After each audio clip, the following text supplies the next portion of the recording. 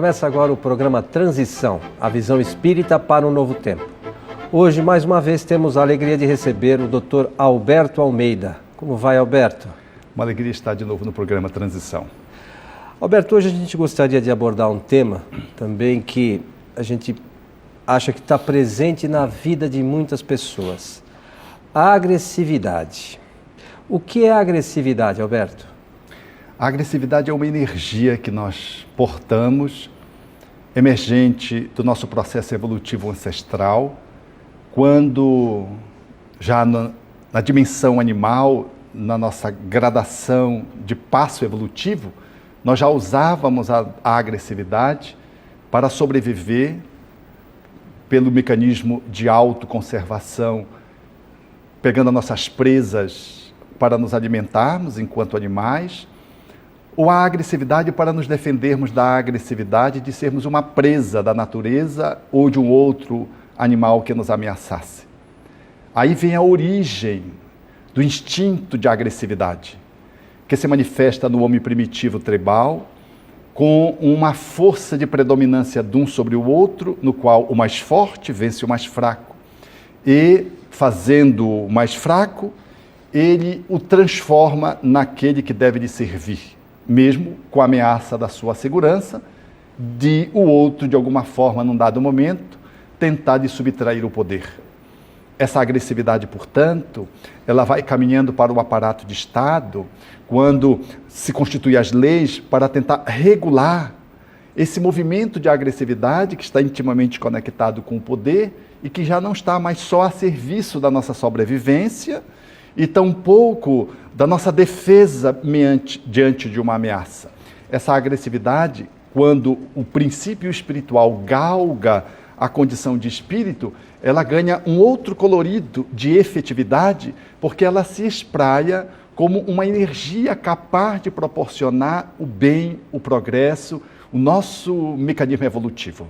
Então, de alguma forma, ela pode ser boa ou ruim, é isso? É verdade. A agressividade é como a eletricidade.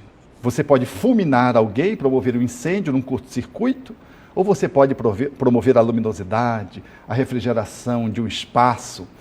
Ela pode estar a serviço da construção do ser, ou ela, mal utilizada, pode ser uma agressividade destrutiva, quando ela se manifesta não adequadamente, em desrespeito ao próprio ser que agencia a agressividade, como em relação ao outro.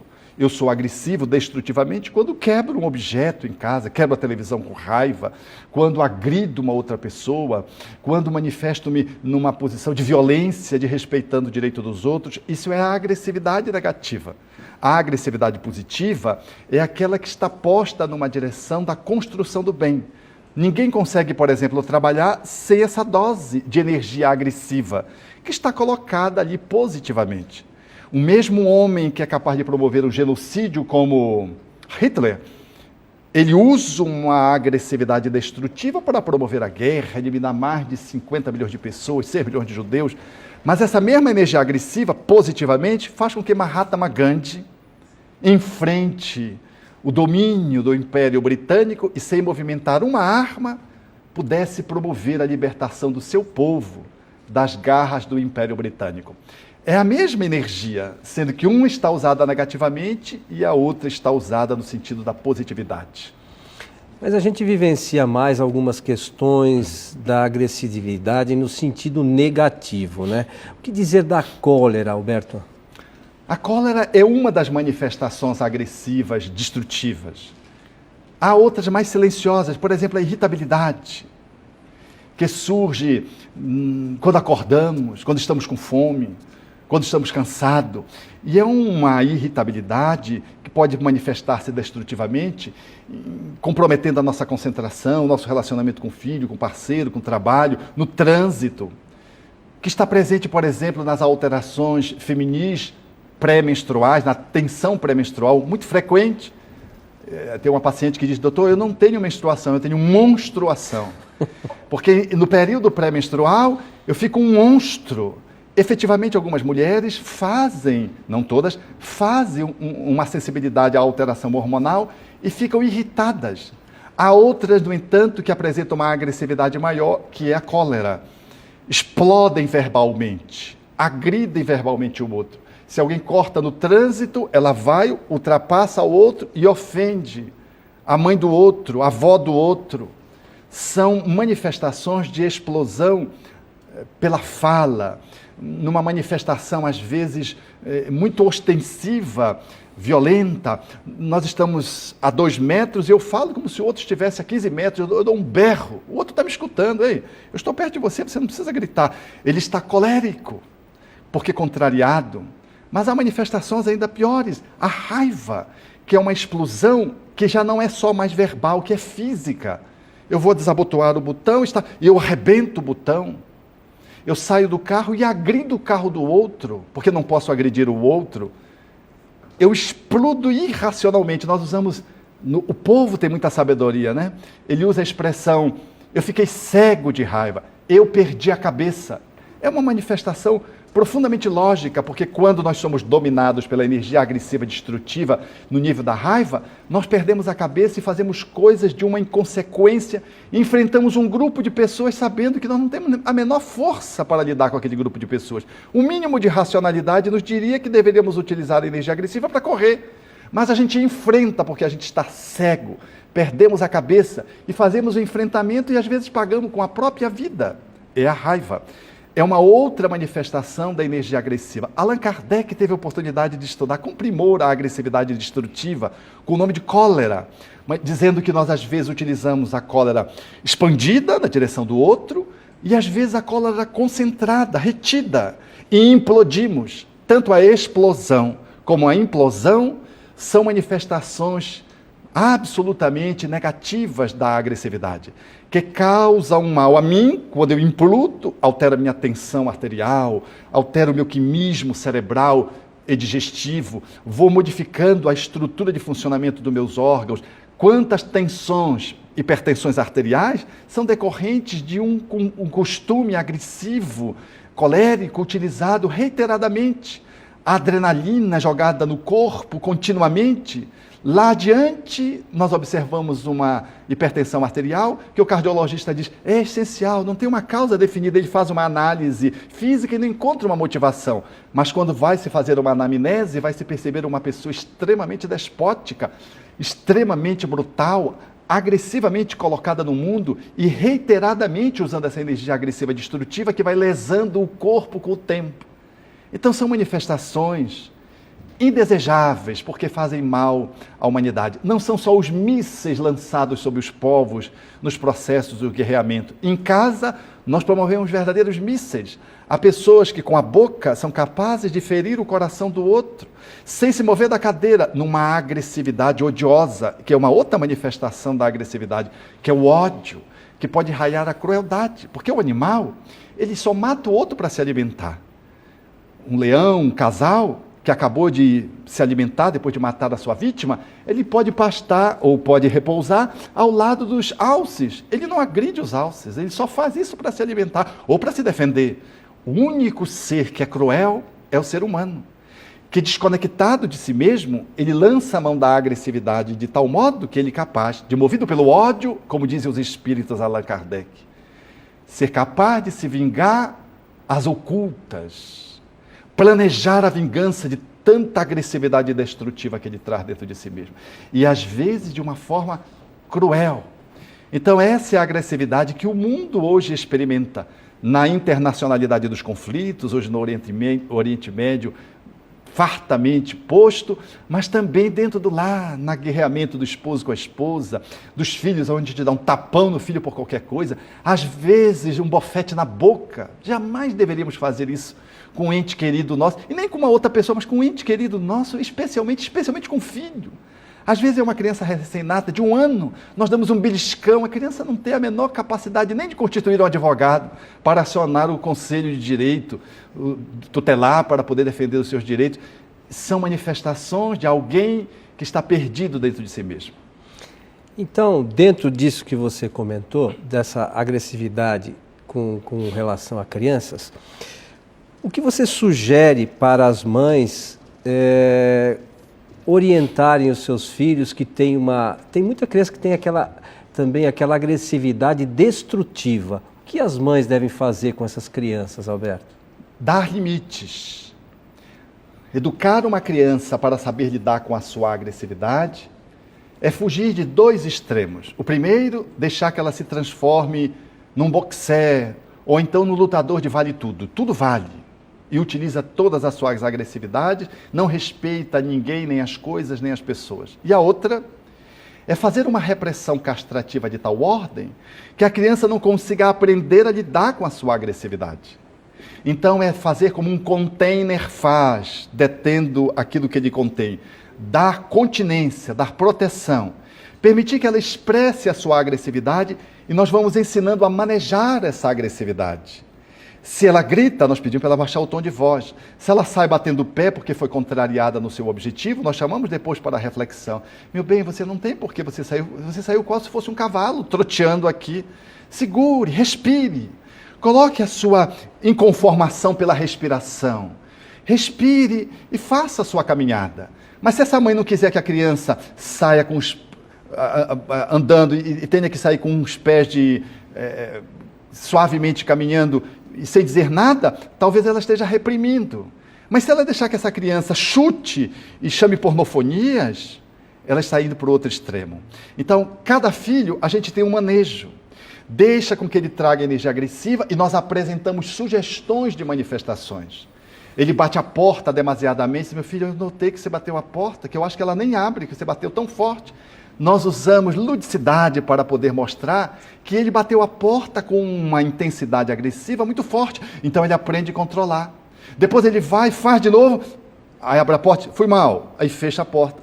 Demonstrando que ele já refletiu. Porque se nós reprimirmos, corre o risco, como eu vi como um cidadão, que foi reprimido na sua agressividade, que era muito agressivo, mas ele foi reprimido de tal ordem que ele não se educou, ele apenas se castrou. E num dia adulto, desafiado por um professor de jiu-jitsu, ele irrompeu numa agressividade que culminou de levar o outro rapaz ao coma. Ele teve que mudar de cidade. Ele disse, eu nem me lembro do que eu fiz, de tão possesso que eu fiquei. Era uma agressividade que explodiu, detida durante longo tempo, como se fosse uma mina que estava estocada. E ele me disse, eu não sei lidar com a minha agressividade. Se você quiser levar o meu carro, você leva, porque eu não sei reivindicar, porque se eu me aborrecer, eu sou capaz de matar você. Então, a criança, ela precisa aprender a lidar com a agressividade. E como é que se faz isso, pai e a mãe? No processo do cotidiano, nos jogos, nas brincadeiras, aonde, quando ela perde, ela se mostra agressiva e o pai vai ajudando ela a manusear, para que ela não seja vítima de si mesma mais tarde. Ela vai aprendendo, então, a lidar com a energia agressiva. Porque essa mesma energia agressiva que eu tenho para engasgar você no pescoço, é a energia que eu tenho para levantar a criança. A mesma energia que eu tenho para socar o outro, é a energia que eu tenho para conduzir a minha mala. É a mesma energia. Mas eu preciso saber canalizá-la, sob pena de eu fulminar-me com uma eletricidade mal utilizada. Mas cabe aos pais, e fundamentalmente aos pais, educar os filhos desde quando o espírito renasce e está no ventre materno. Porque a criança que vê o pai xingando a mãe, ele vai ser mais tarde um violento verbal. A criança que vê a mãe agredindo o pai com zunhadas, ela mais tarde, provavelmente, repetirá esse índice de violência na convivência com seu parceiro e reproduzirá isso com seus filhos. As crianças, elas aprendem com os pais pelo mecanismo da modelação. Se ela observa a beligerância dentro do lar, a agressividade destrutiva, a forma descortês como que um trata o outro, o desrespeito ao direito do parceiro, da parceira, ela vai usando com o irmão, vai usando na escola, aí a gente quer que a escola dê jeito. Nós oneramos a escola. Cabe aos pais serem modelos de bom exemplo. Exemplo para que os filhos possam seguir de como se lida com a agressividade. Quando o pai estoura, ele vai e pede desculpa aos filhos. Meus filhos, você me desculpe, o papai exagerou agora. No automóvel, em casa. A mãe vai, minha filha, desculpe, eu acho que eu peguei pesado nesse momento. Eu estava muito estressada, cheguei do trabalho, você aprontou mais uma vez isso, e eu fui lhe corrigir, eu acho que eu fui muito agressiva com você. Desculpe, meu bem, dá um beijo. Essa é uma mãe que está demonstrando que ela também tem uma agressividade. Às vezes ela escorrega para cá, para lá, mas ela reflete e corrige o rumo da sua agressividade. A filha, o filho vai aprendendo com os pais a como lidar educativamente com a agressividade, sem reprimir e sem deixar sair inconsideradamente. E isso se dá sobretudo na vivência. Como as crianças hoje estão muito na tecnologia, nos aparelhos da internet, do Facebook, do Orkut, do MSN, escasseou-se o trabalho da convivência lúdica, que é onde a criança aprende a lidar com a agressividade. Por isso nós observamos a psicóloga Roseli Sayão, na sua análise sobre a violência dos jovens, ela inquirindo acerca dos jovens que cometeram esses atos de atrocidade, queimaram o índio Galdino no centro de Brasília, aqueles jovens lá que em Porto Seguro espancaram o garçom, levando ao coma. Ela notou que as respostas iniciais dos jovens eram: nós queríamos brincar. A primeira resposta é brincar, mas brincar com crueldade. E ela faz então uma análise, dizendo que efetivamente os jovens, enquanto crianças, não brincaram. Porque a gente brinca de dar soco no outro até quando é criança. Tirou o nosso brinquedo, a gente vai dar um soco, mas a gente não afunda o malar de ninguém. Nós não temos força muscular para lesar agressivamente ninguém. Então a mãe vai lá e explica acerca daquela brinquedo, daquela agressividade, chama a atenção e vai corrigindo. Na brincadeira, vai corrigindo as agressividades, vai educando. Mas se nós não aprendemos a brincar, corremos o risco de brincar desproporcionadamente numa outra faixa etária e corremos o risco de ser cruéis, porque não se queima mendigos, não se queima um índio. Naturalmente que esses jovens, com outros fatores agregados, porque não eram jovens socialmente carentes, eles estavam imbuídos de uma agressividade sem um balizamento para orientá-las. Nós precisamos educar os nossos filhos, precisamos brincar, conviver mais com os nossos filhos para podermos educá-los. Alberto, nós vamos fazer um rápido intervalo e já retornamos.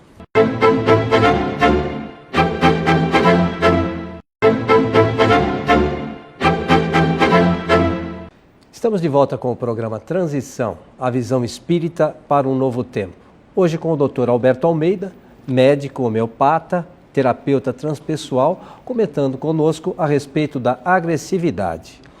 O Alberto, você fez algumas colocações no início do programa, na primeira parte, colocou inclusive daquela pessoa que lutava jiu-jitsu, que ele saía de si, né? Você comentou que em alguns momentos ele não sabia o que tinha feito.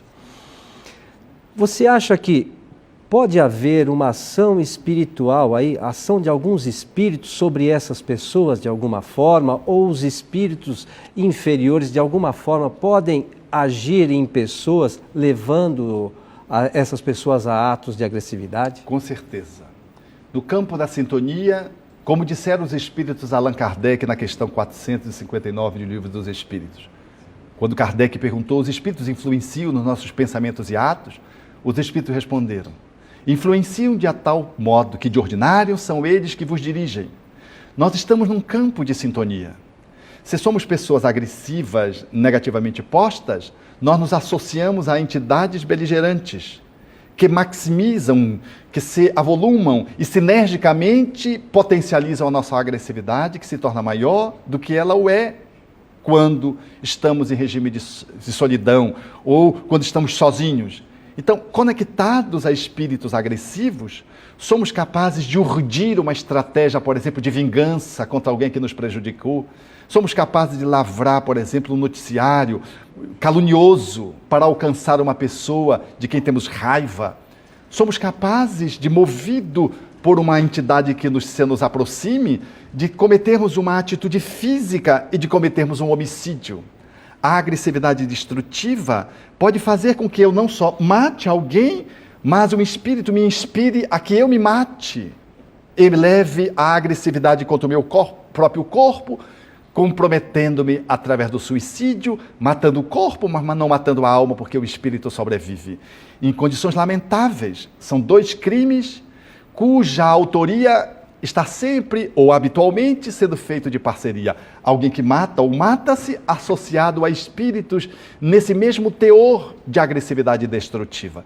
Então temos que ter muita vigilância para aqueles que somos mais inclinados à agressividade destrutiva, pessoas que têm uma têmpera pavio curto, como a gente costuma dizer, pessoas que facilmente perdem o senso das proporções e se avolumam na voz, ou então em atitudes beligerantes. Precisamos estar muito atentos, muito vigilantes, porque somos presas muito fáceis de espíritos que se valem dessa nossa fragilidade para nos empurrar para uma atitude da qual depois, em refletindo, temos muito que nos arrepender. E às vezes temos que ir a juízo responder num tribunal. E o que a casa espírita pode auxiliar nesse sentido, Alberto? Abrindo espaço para a reflexão que o Espiritismo propõe para o autoconhecimento. Aquele que conhece a si próprio sabe manejar a sua agressividade, colocando-a no sentido do trabalho do bem, da perseverança, do exercício da caridade na assistência. Ao invés de eu queimar os mendigos, como fazem pessoas dependentes químicas, pessoas fora do juízo pessoal e do equilíbrio próprio, vamos atender aqueles que estão à margem social, aos bolsões de miséria, ao bairro mais necessitado, embaixo das pontes, usando a nossa agressividade positivamente para oferecer uma sopa, o carinho, o diálogo fraterno. Essa agressividade nós vamos aprendendo no Centro Espírita, que através do estudo do Espiritismo, nós encontramos em Jesus a personalidade mais incomparável que soube utilizar a energia agressiva positivamente. Não tinha medo de ninguém e foi capaz de fazer o enfrentamento dos desafios, exercendo uma agressividade balizada pela amorosidade. O Espiritismo nos ensina que quando a energia agressiva está regida pelo amor, nós somos capazes de nos transformarmos no nível máximo, num herói, em atitudes estoicas. Não estou falando dos grandes homens, de que devemos ser grandes emissários do divino, com missões estrondosas, não. Eu estou falando o herói da família, daquele que se dedica ao pai, daquele que consegue sacrificar pelos filhos, daquele que é capaz de dar a sua vida por um amigo, numa atitude de amorosidade, capaz de sustentar uma agressividade que dá conta de poder fazer o enfrentamento de uma dificuldade para proteger um amigo, para proteger um filho. O amor é o grande espaço de celebração para que a agressividade ela tome um colorido de bondade, ganhe um espaço para a manifestação da paciência, porque ser paciente precisa que a energia agressiva nos sustente naquela atitude de pacificação, porque a paz ela não é só originária de uma atitude de comodidade ou de simplesmente de cumplicidade no campo da diplomacia. A verdadeira paz, ela vem de dentro e ela precisa estar calcada no amor.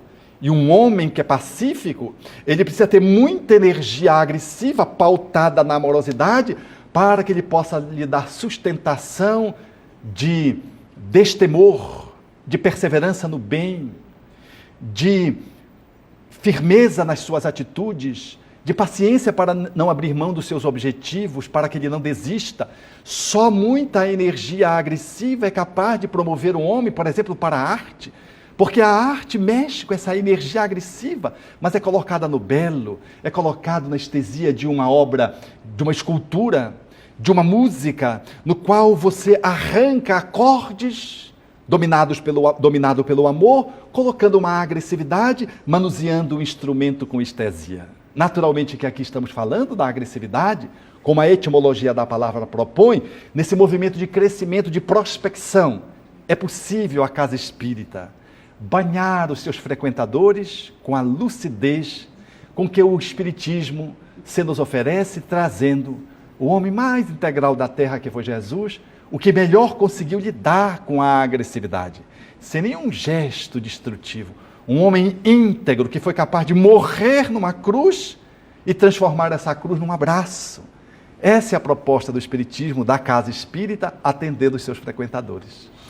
Então, dentro dessa visão, nós podemos dizer que apesar de tantas coisas ruins acontecendo à nossa volta, é possível que sejamos todos pacíficos, serenos, que busquemos a paz, né, Alberto? Com certeza, Coelho.